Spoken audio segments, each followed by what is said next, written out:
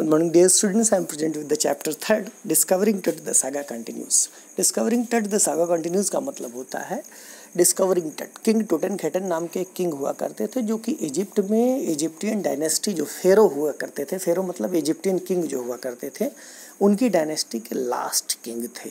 इनके साथ इंटरेस्टिंग बातें क्या जुड़ी हुई है, इनके बारे में क्यों इतना ज़्यादा डिस्कवरी किया गया, क्यों ये वर्ल्ड में फेमस हुए, इसको जानने का प्रयास करिए। इजिप्ट में जो इजिप्टियन डायनेस्टी हुआ करती थी, उसमें जो लास्ट किंग थे वो किंग टुटनखेटन थे। दूसरी बात क्या, ये टीनेजर थे जिस समय इनकी डेथ हो गई, मतलब 18 से 19 साल इनकी उस समय उम्र थी। ऐसा माना जाता है कि 1342 BC में उनका जन्म हुआ और 1325 BC में ही इनका डेथ हो जाता है। अब यहाँ पे कंफ्यूज मत होइएगा कि जो 42 में पैदा होगा 25 में कैसे मरेगा। जब वो बिफोर क्राइस्ट चलेगा तो बिफोर क्राइस्ट में 1342 मतलब क्राइस्ट से पहले 1342 में पैदा हुआ, और मरा कब, क्राइस्ट से पहले 1325 में। तो वो एज अब देखिएगा तो वो एज बढ़ रही होती है, ना कि घट रही होती है, इसको समझिएगा।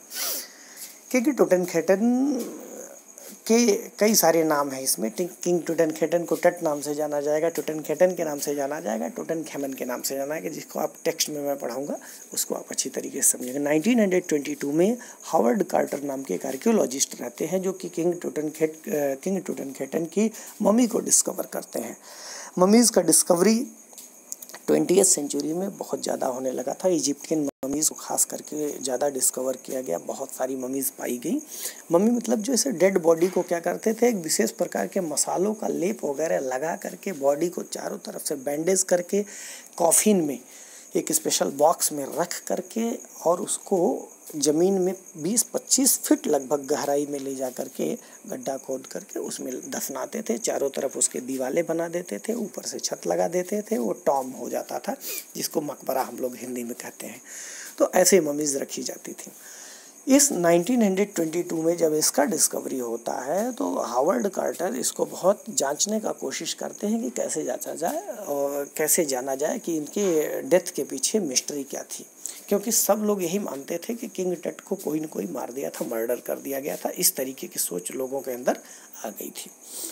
फिर क्या होता है, 80 ईयर्स तक ऑलमोस्ट, मतलब एक ऐसे अप्रॉक्स बता दिया गया है, लेकिन ये घटना तो आती है 2005 में। फिर लगभग 80-82 सालों के बाद में स्थिति ये होती है कि लोग फिर से, जब इस किंग टुटनखेटन की मम्मी को फिर से निकाला जाता है, इसका CT स्कैन करना चाहते हैं, क्योंकि साइंटिफिक डेवलपमेंट 2005 तक आते आते ज़्यादा बढ़ गया था।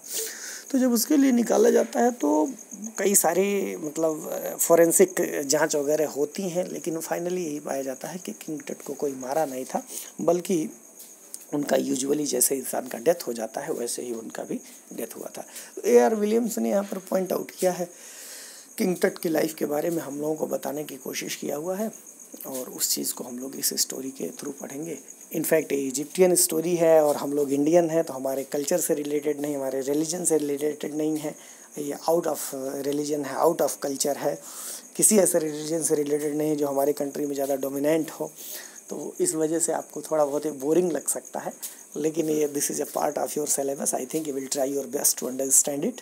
हम तो आपको पढ़ा रहे हैं, हमारे लाइफ में कभी ये सिलेबस का पार्ट भी नहीं रहा है, आपके सिलेबस का पार्ट है, तो आपको तो पढ़ना है। और एक प्रकार की ये हिस्ट्री है, this is not a kind of history, this is a kind of factual history, though not belonging to Indian people, but it belongs to the people of Egypt in all. Okay, now you try to understand. इसमें थोड़ा सा एक description भी दिया गया है कि he was just a teenager when he died, the last heir of a powerful family that had ruled Egypt and its empire for centuries. He was laid to rest laden with gold and eventually forgotten. मतलब king टट जो थे वो Egyptian dynasty में, जो फेरो dynasty हुआ करती थी, फेरो डायनेस्टी हुआ करती थी, फेरो डायनेस्टी में वो लास्ट किंग थे, यानी कि उसके बाद से कोई दूसरे किंग फिर हुए ही नहीं। और जब इनको दफनाया गया तो इनके साथ बहुत सारे कॉस्टली चीज़ें जैसे गोल्ड, उसके सिल्वर, ऐसे बहुत सारे ज्वेलरीज वगैरह भी दफनाई गई थी। Since the discovery of his Tom in 1922, king टट का जो मकबरा था, टॉम था, उसको 1922 में सर्च किया गया, डिस्कवर किया गया। उसके बाद से क्या, लोगों ने पॉसिबिलिटी जताया कि किंग टट का मर्डर हुआ होगा। अब उसके बाद से ऑलमोस्ट 80 ईयर्स तक वो डेड बॉडी पड़ी रही। 2005 में फिर जा कर के उस डेड बॉडी को फिर से निकाला जाता है, उसका CT स्कैन किया जाता है, फॉरेंसिक जांच की जाती है कि आखिर में इस युवा किंग की मौत हुई तो कैसे हुई, लेकिन मैंने आपको पहले ही बता दिया है कि फाइनली ये पाया गया कि उनको किसी ने मारा नहीं था और वो यूजुअल डेथ उनकी हो गई थी। अब देखिए कंडीशन सबसे पहले राइटर हमको बताना चाह रहा है कि उस समय की कंडीशन क्या थी, कैसे किंग टट का जब डेड बॉडी पहली बार निकाला जाता है तो उस समय का एटमॉस्फेयर क्या था। तो ठीक है, इस सारी चीज़ों को हम आपको अगले वीडियो में टेक्स्ट के साथ आपको बताएंगे। Thank you very much.